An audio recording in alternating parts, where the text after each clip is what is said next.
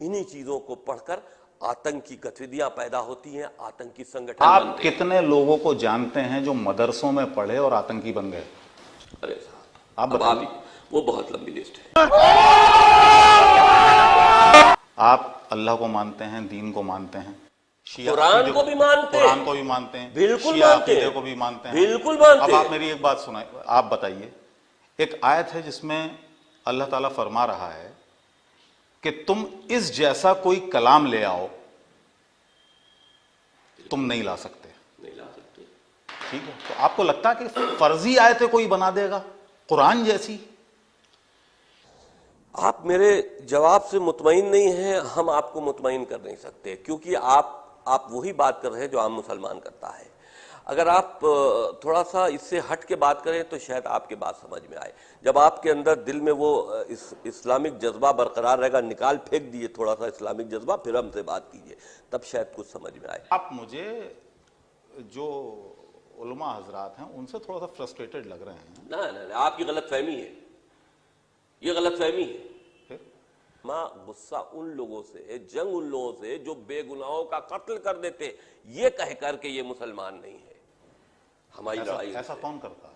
तमाम जगहों पर। क्या बात करें आप, आगा इतने भोले बन गए तो फिर आप मीडिया में कैसे? सीरिया में क्या हुआ जनाब, कितने क्रिश्चियंस को पकड़ के उनकी आंखों में पट्टी बांधकर अल्लाह अकबर करके गला काट दिया। कमाल करते हो, अल्लाह अकबर, अल्लाह का सबसे बड़ा नाम, अल्लाह सबसे अकबर है, इतना बड़ा नाम लेकर गर्दन इंसान की काट रहे हो, शर्म नहीं आती अल्लाह अकबर कहते हुए? कमाल की बात है। आप मतलब इंसान इतना, मुसलमान इतना बेगैरत हो सकता है कि अल्लाह का नाम लेकर इंसान को कत्ल कर रहा है? तो आपको ये कैसे पता कि वो कुरान की ये आयतें पढ़ के कत्ल कर रहा है? अल्लाह अकबर का मतलब बताइए। हिंदुस्तान में हिंदुस्तान का बताइए। हिंदुस्तान में मदरसे इतने चल रहे हैं, भाई यहाँ साहब, के कितने मदरसों में बंगाल में रेड पड़ी, बम बनाने की फैक्ट्री पकड़ी गई। आप जरा नेट पे जाइए और सर्च कीजिए कौन सा बंगाल का मुर्शिदाबाद का मदरसा था। क्या मदरसे के अंदर किताब की जगह बम बनाना सिखाओगे? वो टीचर बांग्लादेशी था, शायद क्या अजहर नाम था, पूरा इस वक्त याद नहीं।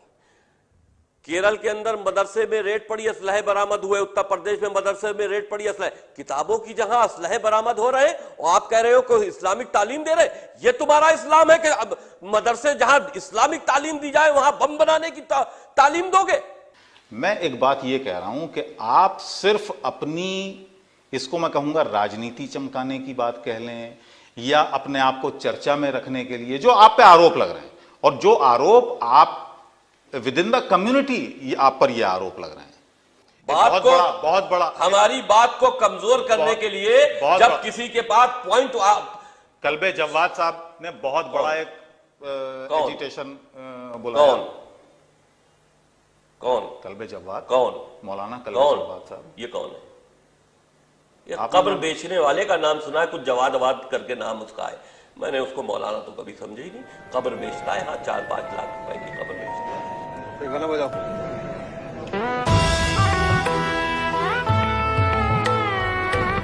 लोग कह रहे हैं कि सस्ती पब्लिसिटी के लिए, अपने आप को बचाने के लिए वसीम रिजवी इस तरह के बयान जारी कर रहे हैं, लेकिन इस बार हद हो गई, ज्यादा हो गया मामला। हद उस वक्त नहीं हुई थी जब अबू बकर बगदादी कत्ल आम कर रहा था। हद उस वक्त नहीं हुई थी जब मुल्ला उमर आतंकवाद फैला रहा था। हद उस वक्त नहीं हुई थी जब लादेन दुनिया को हिला रहा था। हमने सुप्रीम कोर्ट में अगर एक लीगल वे में याचिका दायर कर दी तो हद हो गई। किस बात की हद हो गई? नहीं तो आपको कैसे पता कि वो सब कुरान पढ़ के ये हद पार कर रहे थे? आप उनको क्या कहेंगे? आप लादेन को क्या कहेंगे? आप मुल्ला उमर को क्या कहेंगे? अबू बकर बगदादी जिसने अपने को खलीफा डिक्लेयर किया था उसको आप क्या कहेंगे? खलीफा डिक्लेयर करने का मतलब यही है कि वो इस्लाम का खलीफा है। वो अपने को इस्लामिक खलीफा मानता था। उसने ऐलान किया था। किस मुसलमान ने उसका बाइकाट किया? पूरी दुनिया में मुसलमान सिर्फ असलहा क्यों उठाए हुए है? पूरी दुनिया में क्यों? अफ्रीका में मुस्लिम आतंकवाद, सीरिया में, मिडिल ईस्ट में, अफगानिस्तान में, लंका में, यूरोप में, अमेरिका में, हिंदुस्तान में। क्यों? वो कौन सा कुरान पढ़ते हैं, कौन सा इस्लाम मानते हैं? आवाज ऊंची करने से बात को सच साबित नहीं किया जा सकता। एक चीज मुझे बताइए, आपकी दलील क्या है? आप कहते हैं ये 26 आयतें कुरान मैंने भी पढ़ा है, मैं तो आतंकवादी नहीं बना। ठीक है, कुरान आपने भी पढ़ा है, हमने भी पढ़ा है। कुरान यहाँ पर जो जितने भी मौलवी हजरात हैं उन्होंने भी पढ़ा है कुरान, बिल्कुल पढ़ा है। ठीक है, शिया हो या सुन्नी हो सबने पढ़ा है। जो मिसयूज करता है, सुनिए, अब आपने बात कह ली, कंप्लीट कर ली, मुझे जवाब देने दीजिए। यहां पर कुरान की आयतों के मिसयूज की बात हो रही है। जिन आयतों की आज कुरान के अंदर तालीम पाकर आप एक वैशी दरिंदे बन रहे हैं और उसको आप इस्लाम कह रहे हैं। आप ये कहिए ना मिसयूज मत करो, आप कह रहे हैं हटा लो। हटा लो का मतलब ये है कि अगर मौजूद रहेगा तो मिसयूज करता रहेगा। आप ठेकेदार हैं, हम रोकेंगे, आप रोकेंगे, कौन रोकेगा? आज तक इस्लामिक आतंकवाद को किसने रोक दिया? मैं जिहादियों से लड़ रहा हूं। वसीम रिजवी कभी कहते हैं सारे जितने भी मस्जिदें हैं यहाँ पे उस वक्त की बनी हुई सारी दे दी जानी चाहिए, बिल्कुल उसको मंदिरों में तब्दील बिल्कुल दे देनी चाहिए। हराम है नमाज, कभी नमाज हराम है। कभी कहते हैं श्री राम उनके सपने में आए। लूटी हुई जगह पर, जबरन बनाई हुई जगह पर नमाज हराम है, और जब नमाज हराम है तो वो मस्जिद हो ही नहीं सकती। आप अयोध्या की बात ना कीजिए, मैं 11 मस्जिदों की बात कर रहा हूं। इन 11 मस्जिदों में नमाज जो पढ़ी जा रही है वो इबादत के लायक नहीं है, वो हराम है, क्योंकि वो गस्बी जगह पर, लूटी हुई जगह पर, जबरन बनाई हुई जगह पर मस्जिदें तामीर की गई हैं, इसलिए वो हराम है। शिया वक्फ बोर्ड के पूर्व चेयरमैन वासिम रिजवी के खिलाफ विरोध प्रदर्शन तेज हो गया है।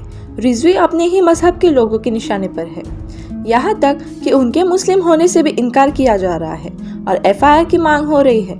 रिजवी ने असल में कुरान की 26 आयतों का हटाने की मांग करते हुए सर्वोच्च उच्च न्यायालय में जनहित याचिका दाखिल की है, जिसके बाद से वे टारगेट बने हुए हैं। उत्तर प्रदेश की राजधानी लखनऊ में वासिम रिजवी ने कहा था कि कुरान की चंद आयतें आतंक को बढ़ावा देने वाली है और उन्हें हटाना जाना चाहिए ताकि आतंकी गतिविधियों से मुसलमान नाम न जुड़े। इसके लिए शिया वक्फ बोर्ड के पूर्व चेयरमैन रिजवी ने कोर्ट का दरवाजा खटखटाया ताकि आयतें हटाई जा सके। हालांकि इसका नतीजा कुछ और ही हुआ। याचिका दायर करने की जानकारी होती ही मुस्लिम धर्म गुरुओं ने रिजवी के खिलाफ लामबंदी कर ली। ताज़ा हालत ये है कि लखनऊ में रिजवी के पुतले जलाए जा रहे हैं, उन्हें जान से मारने की धमकियां मिल रही है और प्रदर्शन हो रहे हैं। कश्मीरी मोहल्ले में रिजवी के घर के बाहर बड़ी संख्या में सुरक्षा के इंतजाम है ताकि कहीं उन पर या उनके परिवार पर हमला न हो जाए। इधर एक के बाद एक कई संगठनों ने इस नेता के खिलाफ फतवा जारी कर दिया। वे रिजवी को मारने वाले को लंबा चौड़ा इनाम देने की घोषणा कर रहे हैं। साथ ही उनके बॉयकॉट की मुहिम भी चल पड़ी है।